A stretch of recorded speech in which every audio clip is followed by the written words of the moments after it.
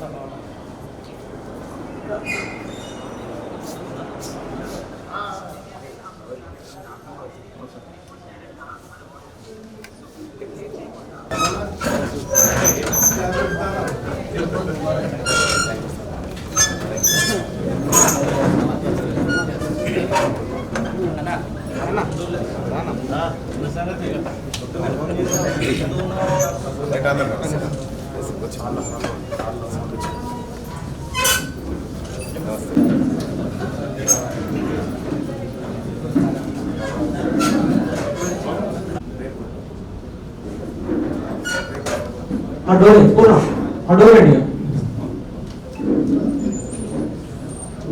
క్రమశిక్షణ సంఘం చైర్మన్ వ్యవహరిస్తున్న పెద్దలు నాగేశ్వర గారు కూడా వేదికపైకి రావాల్సిందిగా ఆహ్వానిస్తున్నాం.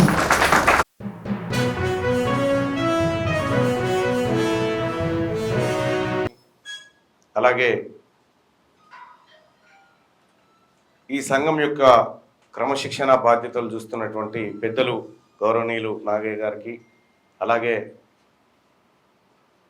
టీం వ్యవహారాలన్నీ ఎప్పటికప్పుడు పర్యవేక్షించేటువంటి రాష్ట్ర కమిటీ సభ్యురాలైనటువంటి భావన గారికి, అలాగే ఇక్కడికి విచ్చేసినటువంటి రాష్ట్ర కమిటీ సభ్యులకు, అలాగే వివిధ జిల్లా కన్వీనర్లకు, మిగతా టీం సభ్యులందరికీ పేరు పేరున ధన్యవాదాలు, నమస్కారం. సమాచారం ఉంది మనకు టికెట్ ఇస్తున్నారు, టికెట్ రాబోతుంది అనేటువంటి విషయం.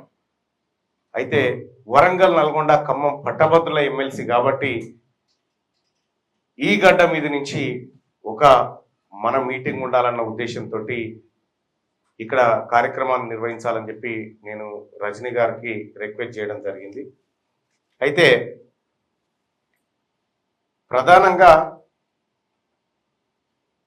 ఈ పట్టభద్రుల ఎమ్మెల్సీ ఎన్నికలకు సంబంధించి నోటిఫికేషన్ ఇంకా పూర్తి స్థాయిలో అంటే రాలేదు. ఇంకా ఆ నోటిఫికేషన్ మరొక వారంలో వచ్చేటువంటి అవకాశం ఉంది. వారంలో వచ్చే అవకాశం ఉంది కాబట్టి మనమంతా దానికోసం సమాయత్తం కావాలి. మీరు వాస్తవానికి ఏ రాజకీయ పార్టీకి సంబంధం లేనటువంటి పౌర సమాజం కాబట్టి పట్టభద్రుల ఎమ్మెల్సీకి సంబంధించి జరిగినటువంటి నిర్ణయం ఏదైతే ఉందో ఈసారి పోయినసారే ఒక 6,000 తేడాతోని మనం వెనకంజ వేయడం జరిగింది. ఆ రోజు మనం ఇండిపెండెంట్గా పోటీ చేసినాం.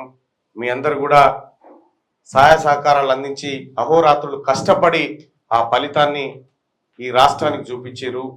అప్పుడు ఈ రాష్ట్రం తీన్మార్ మల్లన్న టీం దమ్మేందో ఆ రోజు చూసింది. ఇవాళ మనకు తోడు ఓ రాజకీయ పార్టీ కూడా అండగా నిలబడ్డది. ఇవాళ వాళ్ళందరి సహకారంతో ఈసారి లక్షకు తక్కువ మెజారిటీ కాకుండా మన సత్తా చూపించాల్సినటువంటి అవసరం ఉంది. ఇప్పటికే ఎన్రోల్మెంట్ కార్యక్రమంలో చాలా మంది మిత్రులు పాల్గొన్నారు, చాలా మంది ఎక్కడికక్కడ కార్యక్రమాలు నిర్వహించారు. ఇప్పుడు కూడా ఆ ప్రక్రియ అయిపోయింది. మరి ఈ 3 జిల్లాలంటే దాదాపు 32 అసెంబ్లీ నియోజకవర్గాలు వస్తున్నాయి కదా రజని? 32 అసెంబ్లీ నియోజకవర్గాలు, 34 అసెంబ్లీ నియోజకవర్గాలు, 10, 12, 34 అసెంబ్లీ నియోజకవర్గాలు వస్తాయి దీని కింద. ఆ తర్వాత 5 ఎంపీలు వస్తాయి, 7 మంత్రులు. ఇవన్నీ కలిపితే ఒక పట్టభద్రుల ఎమ్మెల్సీ నియోజకవర్గం అవుతా ఉంది. కాబట్టి ఈ నియోజకవర్గానికి సంబంధించి ఈ పట్టభద్రుల ఎమ్మెల్సీ ఎన్నికకు సంబంధించి ఈ 32 నియోజకవర్గాలకు ఈ 34 నియోజకవర్గాలకు మీ సేవలు వినియోగించుకోవాలి అనేటువంటి ఉద్దేశంతో ఇక్కడ ఈ కార్యక్రమాన్ని నిర్వహించడం జరిగింది. 34 నియోజకవర్గాలకు ప్రత్యేకంగా టీంను కేటాయిస్తూ మీకు అక్కడ ఉన్నటువంటి లోకల్ టీంలను అటాచ్ చేస్తూ తద్వారా ఈ నెల రోజుల పాటు ఈ కార్యక్రమాన్ని మీ చేతుల మీదుగా నడిపించడం కోసమే ఇక్కడికి రావాలని చెప్పడం జరిగింది. అది ఎట్లా ఉంటుంది, విధి విధానాలు ఏందనేది మళ్ళీ మీకు రజనీ వివరిస్తాడు. ఏం పని చేయాలి, ఎట్లా చేయాలి, ఈ నెల రోజుల పాటు మనం ఏ కార్యక్రమాలు తీసుకోవాలనేది వాళ్ళు మీకు వివరిస్తారు. అయితే ఇంకొక విషయం ఏంటంటే మరి ఎండాకాలం విపరీతమైన ఎండలు కొడతా ఉన్నాయి. గ్రౌండ్లో వర్క్ చేయాలంటే కూడా కాస్త ఇబ్బంది అవుతుంది.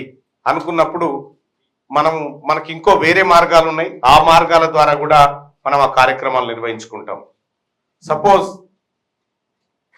ఇప్పటికే కొన్ని వందల మంది పిల్లలతోటి ఫోన్ కాల్స్, కాల్ సెంటర్స్ నడుస్తూ ఉన్నాయి. మీకు కావాల్సిన పనంతా సగం తగ్గించేసిన ఆల్రెడీ.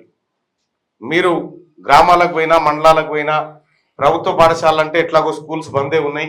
ప్రభుత్వ కార్యాలయాలకు, పోలీస్ స్టేషన్లలోకి, ఎంఆర్ఓ ఆఫీసుల్లోకి ఎక్కడికైనా పోయి మనం వాళ్ళని రిక్వెస్ట్ చేసుకోవడానికి ఒక ఛాన్సు ఏర్పడ్డది. అలాగే మీరు కూడా ఇప్పుడు ఈ 3 జిల్లాల్లో ఉన్నటువంటి కమిటీలు, వీటికి అదనంగా ఇతర జిల్లాల నుంచి ఆడేటువంటి వ్యక్తులు ఎవరైతే ఉన్నారో వాళ్ళందరూ కలిసి ఒక కోఆర్డినేషన్ గా ఒక మండలం ఉంటే ఆ మండలంలో ఉన్నటువంటి ప్రతి గ్రామాన్ని కంప్లీట్ గా క్లియర్ గా జల్లెడ పట్టేసి మనం సమాయత్తం కావాలి ఓటింగ్ నాటికి.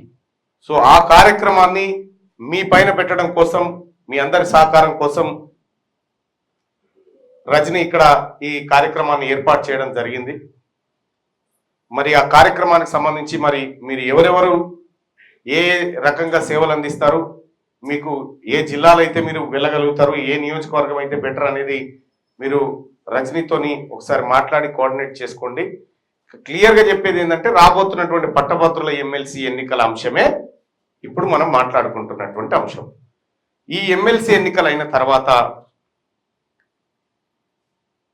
సరే ప్రభుత్వం లేకపోతే అధిష్టానం ఆశీస్సులు ఉంటే ఏదైనా జరగవచ్చు, జరిగితే. కానీ ఒక మాట అయితే నేను మీ అందరినీ కూడా రిక్వెస్ట్ చేసేది, మీరు ఇప్పటి వరకు ప్రజాక్షేత్రంలో ప్రజల కోసం ఎట్లయితే పనిచేసిరో అంతే నిబద్ధతతో ప్రజల పక్షాన్నే ఉండాలి. అందుకోసమే నాతో పార్టీలోకి ఏ ఒక్కరిని కూడా తీసుకుపోకుండా ఇది ఇంతే పవిత్రంగా ఉండాలని కాపాడడం జరిగింది. ఇవాళ మీరంతా కూడా అదే కార్యక్రమంలో ఉన్నారు. కాబట్టి